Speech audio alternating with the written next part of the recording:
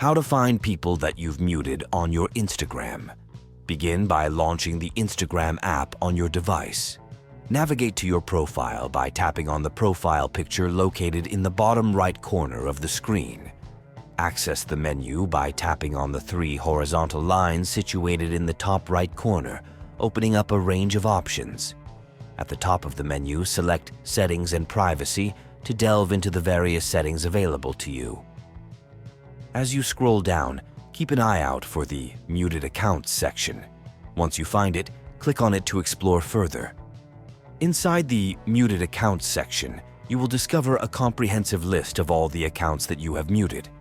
This gives you the ability to manage these mute accounts, whether to maintain muted or unmute them if you wish. I trust this video guide proves insightful and aids you in navigating the intricacies of your Instagram settings. If you have any questions or need further assistance, feel free to ask. Stay tuned for more informative content, and I look forward to seeing you in the next one.